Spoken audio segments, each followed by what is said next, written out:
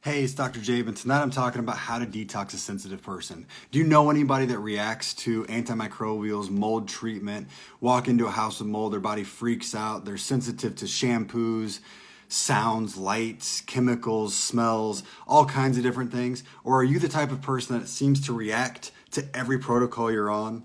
Or you get going on antibiotics or antimicrobials and all of a sudden you crash? Or that heavy metal protocol always causes your body to go crazy. You always have symptoms of rages and anxiety, all these kinds of things.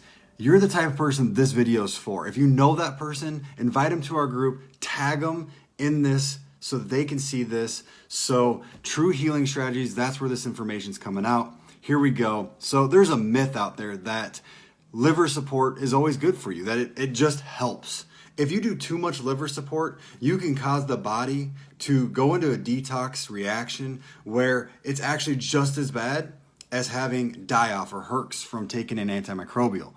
You can easily give a binder and create the same reaction, even without having the antimicrobial with it, because binders are going to start pulling toxins from your body, and if your liver can't keep up, you start having more detox symptoms. So the big thing with working with sensitive patients is you've got to build on top of everything that you're doing. So just working with a guy today who started taking one of the recommendations I had, which was biomolecular oxygen. Great product, amazing, opens up the oxygen. He even said the first 3-4 days, he's like, my brain just turned on. I was feeling better. I couldn't believe how good I felt. And then like always, there's the crash. Well, why is there this big crash after you turn everything on? Well, the body starts working better. So if I give you liver support and that helps, if I give you a binder and that helps, or if I give you mitochondrial support and that helps, you're turning the functions of the body on.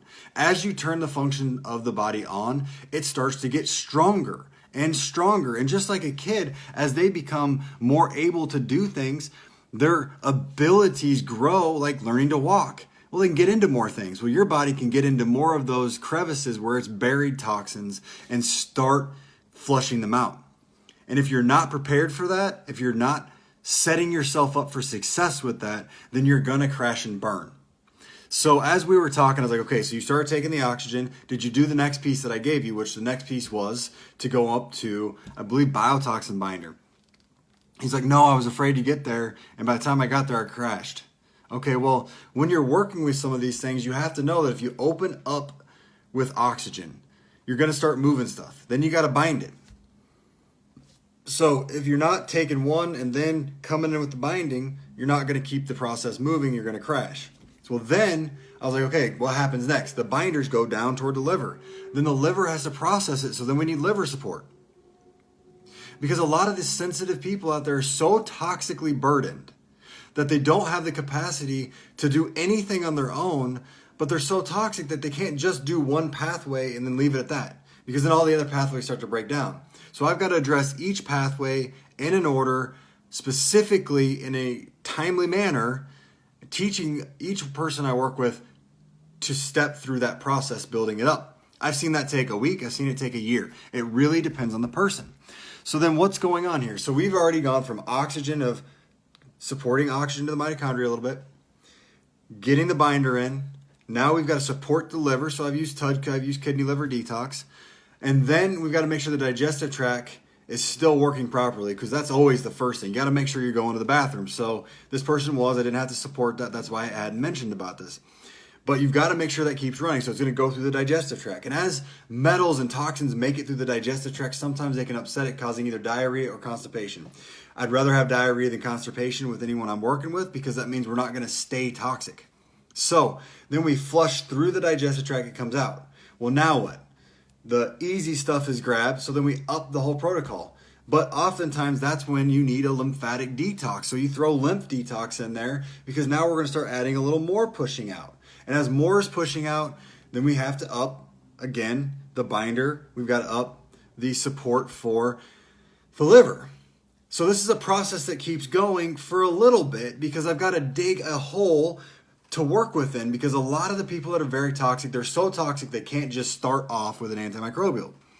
So once I've dug a little trench here and I have a place to work, because before you're topped out. That's all you got. You're at the top. You can't do any more. You're so full of it. That's it. Your everyday life is already a struggle. So I'm digging down just a little bit to work in. So from here to here, and then I go, okay, let's drop a little antimicrobial in there, and it fills it back up. Then we add a little more binder and liver support and lymph support and sometimes mitochondrial support and oxygen support. There's so many pieces to this puzzle based off of how your body works. And then, so you went back down, add a little more antimicrobial, it pops up. And you do this until you get rid of that first microbe, and then you stay here. So now your bucket has some space. Well, then I go after the next microbe, and we do the same thing, and the same thing, and the same thing, until we reach a point where your body is strong enough to help me out, and that's when things can go all kinds of haywire, because your body's like, hey, I know you've had me for a while, let me help you out, let me do some work for you. And then push, here comes metal flying out, here comes yeast dying off, here comes glyphosate flushing out, all kinds of things. And if you want to test for this, you actually can. You can run a hair mineral analysis, you can run a urine test, and you see that it is flooding out at this point because your body got healthy, your body got strong, your body's cranking on the mitochondria, your body's supporting itself, your body is now taking in the nutrients, turning on the thyroid. I've had patients where their thyroid's cranked on, where their medications have to go down, where mitochondrial support just causes a massive detox reaction.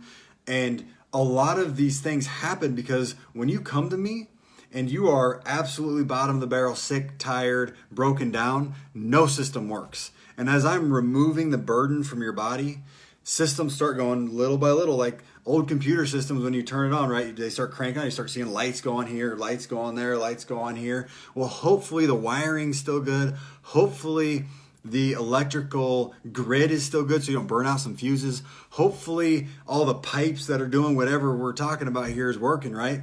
So your blood vessels, your lymph, your nerves, all of that's working perfectly. Probably not in a really sick person. So as these things come on, we've got to go and grab and support those things.